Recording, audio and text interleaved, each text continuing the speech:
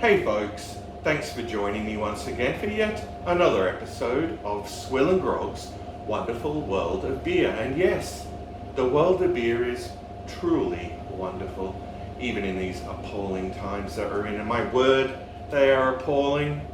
I was just online earlier looking for new and interesting beers to procure for this very show, and well, yeah, there aren't very many out there. Well, not enough at any particular retailer to warrant placing an order, sadly. Usually there'll always be a handful that I could grab and get sent to me for a reasonable amount. Anyway, I digress. Today we're having a look at a brew that was sent to me by Heth of Heth's Beer Reviews. Please check out his channel if you haven't already. It's a very honest reviewer from down in New South Wales.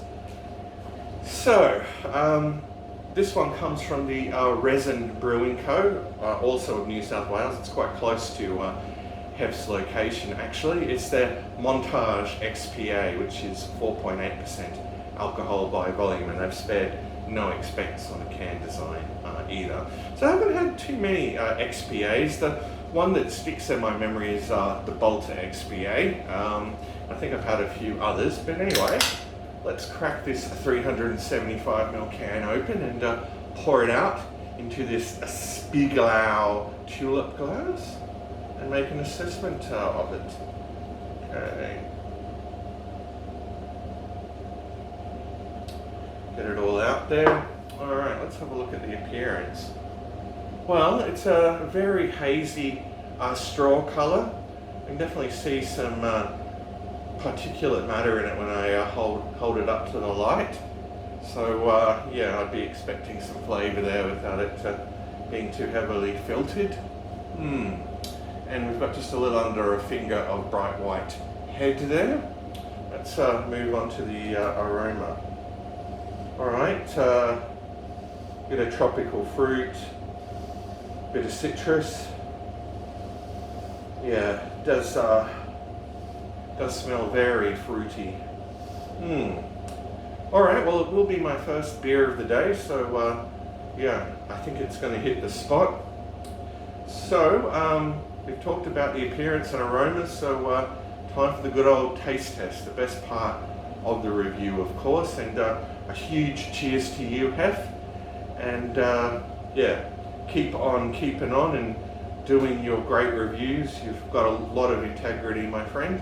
And cheers to you, the audience. Let's dive in.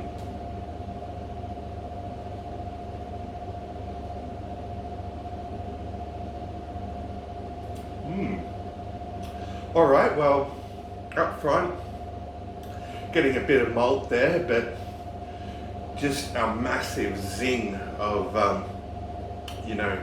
hop flavors.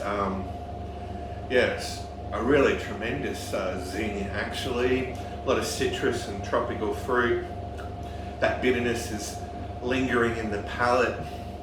Sort of a lemony sort of bitterness. But not overwhelming. Let's have another gulp.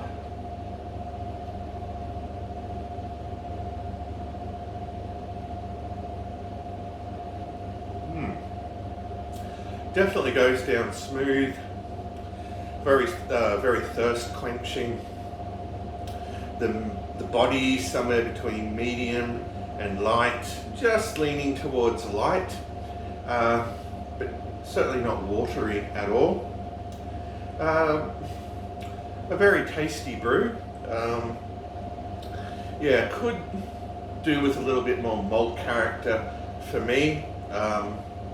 It's definitely big on the hops, but not to the point of insanity. Anyhow, let's have another gulp of this.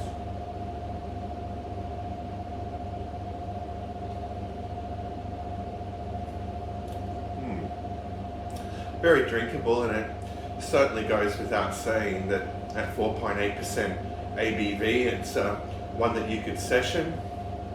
Yeah, it's beautiful in this glass. It's nice and cold, being deep chilling in the Swill and Grog beer fridge for quite a while now. It's funny how, when you buy a beer from, Dan Murphy's or First Choice or any bottle shop for that matter, never cold enough, ever. Yeah, it's disgusting. That's one thing that really pisses me off, that you can't just walk into a, bottle shop and just grab a beer that's beautifully chilled. Just doesn't happen here in Australia, whereas in other parts of the world, not a problem. I do recall going into a few liquor stores in the US, and as you entered the store, they had a heap of beers just sitting in ice that you could just grab. Wonderful. I wish they'd follow suit here. Anyway, I digress. A Stellar Brew, I imagine, he paid a pretty penny for it, but that's how it is in Australia, unfortunately, with it being a craft beer. When it has that label craft, they tend to feel they can jack up the price even more. Already your run-of-the-mill macro beers are way too expensive here. But anyway, it's definitely a tasty brew. So let's have one final gulp and give it a score out of 10.